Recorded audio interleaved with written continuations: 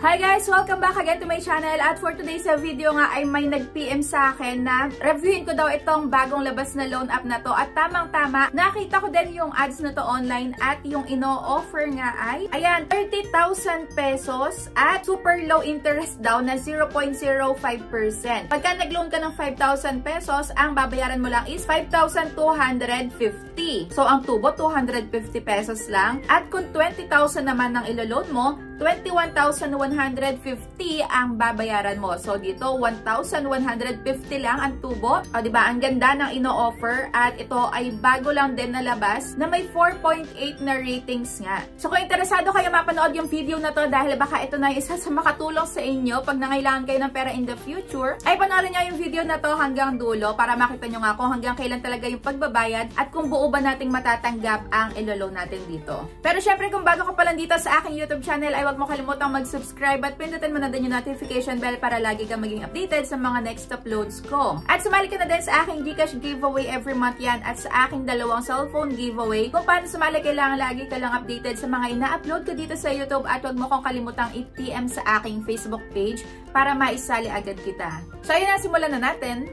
Itong app nga pala na to na bagong-bagong labas lang. Ayan, ito ay ang Palcash Loan App Philippines. At ito na nga yung pinaka-homepage niya. Syempre, pag kinlik natin tong apply, ay magla-login muna tayo. At ito, lagi ko na lang din ginagawa. Bago ako mag-login dito, chine-check ko muna agad yung privacy agreement. Para kung may makita man ako dito na, kagaya dun sa may iba, ay may idea na ako na ito pala ay hindi bagong app, kundi nagbago lang ng pangalan. So yun, chinek ko nga itong kanilang privacy policy. At ito ay under ng Same March Financing Incorporated. At chinek ko naman yung kanilang company. Kung nakaregister sa MySec is yes, nakaregister naman. Pero hindi ibig sabihin nga ay okay na to. At okay din yung ipapatong nila na tubo pagka nag-loan kayo. So yun, dito, tandaan nyo na hindi lahat na nakaregister sa SEC ay wala kayong harassments, ayan, threats na matatanggap. Basta pag kayo ay hindi nakapagbayad agad on or before your due date, ay maaari pa rin talaga kayong makatanggap. Kahit na multiple calls and text pa yan sa iba't ibang numbers. Ayun, kaya okay na okay yung mga ginagawa nyo na nanonood kayo ng mga OLA reviews para magkaroon nga kayo ng idea kung okay ba talagang subukan yung isang app or hindi.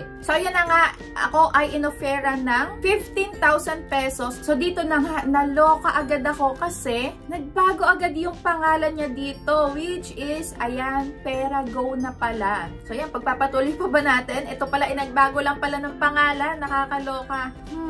Ayan, umasa na naman tayo. Pero sige, i-check pa din natin. Ito ay 7 days lang din. So, hindi siya minimum na 3 months. Ayan, nakalagay na agad 7 days. Kaya kung ako sa inyo, huwag nyo nang ipagpatuloy. Pero gusto ko nga ding makita kung ano-ano ba yung hinihingi na tong Palcash na to /Perago. So, ayan, authentication, personal info, job info, contact info, at payment. So, yun, hindi ko na sa inyo iisa-isahin dahil alam na nga natin na ito ay nagbago lang ng pangalan. At ayun na naman siya, more than 5 years. So, imbis na than, more than, naging more than. Basta pag may nakita kayong more than na ganito, ay nako, malamang sa malamang ay hindi siya talaga okay na utangan. So, dito, 5 contact information pa or emergency contact yung hinihingi. Ang dami. At ito na nga yung pinaka-loan details. Ito, na-aprobahan ako ng 2,000 pesos pero 7 days lang siya. At ang madi-disburse lang sa akin ay 1,240 pesos. Dahil meron ditong processing fee na 633 pesos at merong interest na 13 pesos. Meron ding risk control service fee na 114. Diba? Ang dami ng matatanggal. So, yon, hindi ko siya buong matatanggap. At yung pagbabayad dito ay isang bayaran lang. So, ito, nakakaloka, diba? May 4.8 na ratings pa. Pero, ayan, same lang naman sila. Nagbago lang ng pangalan. At chinek ko nga itong ratings sa may kanilang application. At ito yung ilan sa mga sinasabi nung mga nakapag-try. Yan, don't use this. They will harass you and message your FB. Even though 2 days pa before your due date. Alam nyo na. Ito ay kukontakin yung mga friend list mo or maaaring gumawa sila ng GC. Kasama yung mga nasa my friends mo pagka hindi ka agad nakapag-lock ng Facebook mo. O biruin nyo, 2 days pa lang, wala pang due mo, doon na agad nakadirekta sa may Facebook mo. Ito pa, 1 day before due date, magsasend na sila sa'yo ng harassing messages and calls, pati threat. Huwag na kayo mag-download ng app na to, sisirain nito yung buhay nyo. So, ayan, super harassment agad yung matatanggap nyo. Puro harassment yung nakikita ko dito. At they are harassing me even if my due date is 2 days prior. So, they have contacted my...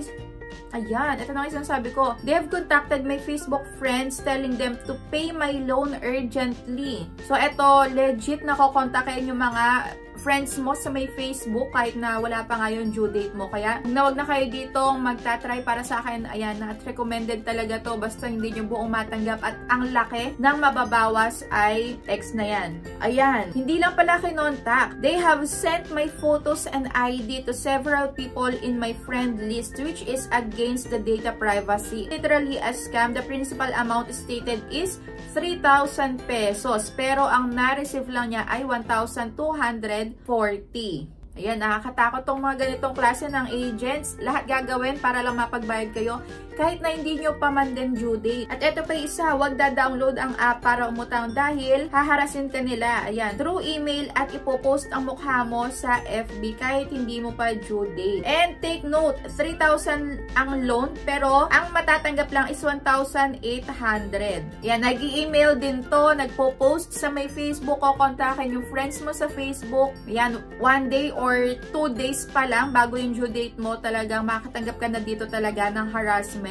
At last, ayan, processing fee is too much. Loan amount is 2,000 pesos at yung processing fee is 600 plus. So, yun, kagaya nun sa akin, 1,240 na lang yung matatanggap ko in case na, ayan, tanggapin ko yung kanilang loan offer na 2,000 pesos. At yung karamihan nga dito, puro harassment. Pero, meron pa rin dito nakalagay na easy application, good, will change once approved. So, dito, iwas-iwas na lang kayo sa may pagre-rate ng mataas agad. Lalo na kung nag-uumpisa pa lang naman kayo mag-loan online. Dahil baka ma-confuse nga yung mga bagong tingin sa may app nila na akala okay, hindi nag-check ng ratings talaga at reviews. So, akala nila okay pero hindi naman pala. At siguro yung mga agent lang din yung iba dito na nagre-rate para tumaas yung kanilang ratings nga sa may, ayan, sa phone or sa may app nila. Buti na lang dito, meron ding account cancellation pero hindi ko din sure kung makakancel talaga yung account natin dito. Pero nung kinancel ko nga, bumalik siya sa dati niyang pangalan. Naging Pal Cash ulit. O, diba? Tapos, 60,000 pesos na yung pwedeng ma-loan dito. So, ayan, kayo nang mag-judge. Pero para sa akin is okay. Not recommended talaga to. Kaya tama-tama ginagawa nyo na nanonood muna kayo ng mga all review para hindi na nga kayo mapahamak, umasa, at maharas. Lalo na ang ganda ng mga ino-offer nila online, diba? Very promising talaga.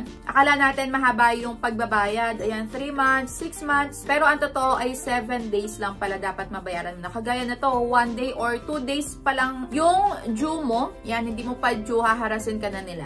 So, yun, take note, hindi lang ikaw, pati yung friends mo sa my Facebook ay kukontakin nila. So, yun, kung meron pa kayong gustong ipa-review, ay i-comment nyo lang dyan sa my comment section at re-reviewin kayo para sa inyo. So, yun lang, thank you for watching and see you on my next vlog.